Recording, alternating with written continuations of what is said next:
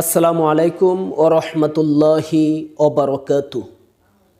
সম্মানিত দর্শক, আজ আলোর পথে টিভি চ্যানেলের পক্ষ থেকে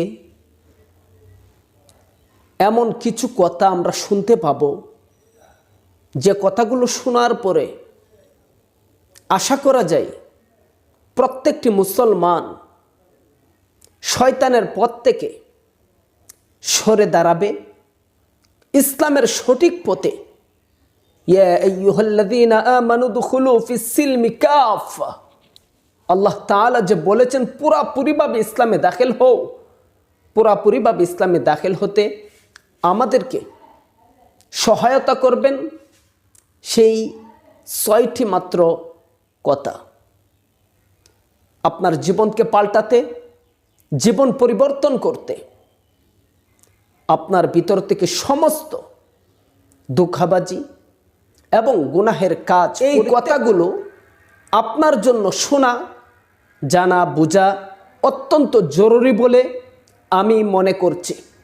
দর্শক, আসুন আমরা জেনে নেই শয়তানের কিছু কথা।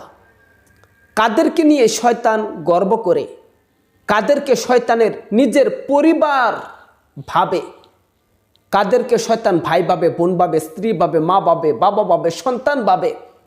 আসুন আমরা জেনে নেই, আমরা কি আজকে আল্লাহ তাআলার মহাব্বতের বান্দা হব, বিশ্বনবীর স্নেহময়ী উম্মত হব, নাকি শয়তানের গর্বিত পরিবারভুক্ত একজন মানুষ হব? সেটা আপনার কাছে প্রশ্ন রইল। সেই কথা শোনার পরে শয়তান কি বলে? যে নারী মাথায় ওড়না দেয় না, অর্থাৎ ওড়না ছাড়া চলে, শয়তান বলেন ওই সমস্ত নারী আমি শয়তানের স্ত্রী। ২ নম্বরে শয়তান বলে যে অযথা অর্থ ব্যয় করে, অর্থাৎ কোনো প্রয়োজন নাই, অযথাই অর্থ সম্পদ ব্যয় করবে দুনিয়ার লাইনে, সে হলো আমি শয়তানের ভাই। ৩ নম্বরে শয়তান কি বলে? যে নামাজে ইমামের আগে রুকু করে, দেখবেন মসজিদে যাওয়ার পরে কিছু মুসল্লি এমন থাকে যারা ইমাম রুকুতে যাওয়ার আগেই সে রুকু মেরে দেয়, ইমাম রুকু থেকে সোজা হওয়ার আগেই সে রুকু থেকে সোজা হয়ে যায়, ইমাম সেজদায় লুটে পড়ার আগেই সে নিজে সেজদায় পড়ে যায়। ওই সমস্ত ইমামের আগে রুকুকারী, ইমামের আগে সেজদাকারী মুক্তাদিদেরকে শয়তান বলে সে আমার ছেলে। আসুন দর্শক, আমরা ৪ নম্বরে জেনে নেই শয়তান কি বলে। যে অতিথি আসার পর মুখ ব্যাংছায়, দেখবেন কিছু মানুষ আছে ঘরে মেহমান আসলে, অতিথি আসলে, তার কাছে কোনো মেহমান আসলে, অতিথি আসলে সে মুখটাকে বাঁকা করে রাখে, সুন্দর মুখটাকে কালো করে রাখে, অর্থাৎ গালগুলো ফুলিয়ে রাখে। নারাজ অবস্থায় সে তখন মেহমানদের সম্মুখে নীরবতা পালন করে। ওই সমস্ত মানুষগুলো শয়তান বলেন যে সমস্ত মানুষ মেহমান দেখলে, অতিথি দেখলে ব্যাংছায়, ওই সমস্ত মানুষগুলো আমার মা। আপনি কি শয়তানের মা হতে চান? যদি না চান তাহলে মেহমান দেখে আনন্দিত হন, আল্লাহ তাআলাকে খুশি করুন এবং জীবনের সমস্ত গুনাহ মাফ করুন। ৫ নাম্বার শয়তান কি বলে? যে বিসমিল্লাহ ছাড়া খাওয়া দাওয়া শুরু করে সে আমার বোন, সে আমার সন্তান। যে ব্যক্তি বিসমিল্লাহ ছাড়া খাওয়া শুরু করে, যে কোনো খাওয়া খান, আপনি পানি খাচ্ছেন বিসমিল্লাহ বলেন, খানা খাচ্ছেন বিসমিল্লাহ বলেন, ফল ফ্রুট খাচ্ছেন বিসমিল্লাহ বলেন, যাই খান না কেন আপনি বিসমিল্লাহ সহকারে খাওয়া শুরু করুন।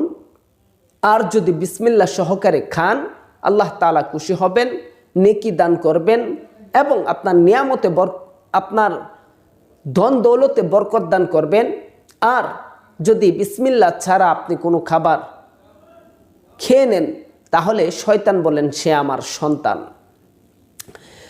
৬ নাম্বার, যে আজান শুনেও নামাজ পড়তে যায় না, যে আজান শুনেও নামাজ পড়তে যায় না, সে আমার বাবা।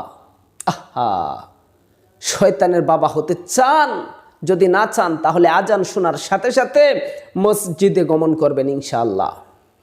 আসুন 7 নম্বরে জেনে নেই। 7 নম্বরে যে 6টা বিষয় বললাম, এই 6টা বিষয় যে কথা শুনে অন্যকে জানায় সে আমার শত্রু। অর্থাৎ শয়তান কাদেরকে তার স্ত্রী ভাবে, শয়তান কাদেরকে তার মা ভাবে, কাদেরকে তার সন্তান কিংবা ছেলে ভাবে, কাদেরকে তার ভাই আত্মীয় স্বজন ভাবে, এইগুলা জানার পরে যারা মানুষকে জানিয়ে দিবে, অর্থাৎ এই ভিডিওটা যারা শেয়ার করে দিবে,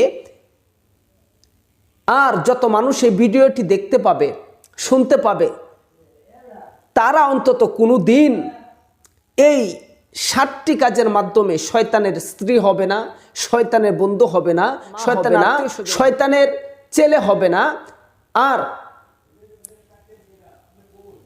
যে ব্যক্তি এই ভিডিওটা শেয়ার করবে না, শয়তান বলেন সে হলো আমার একান্ত বন্ধু।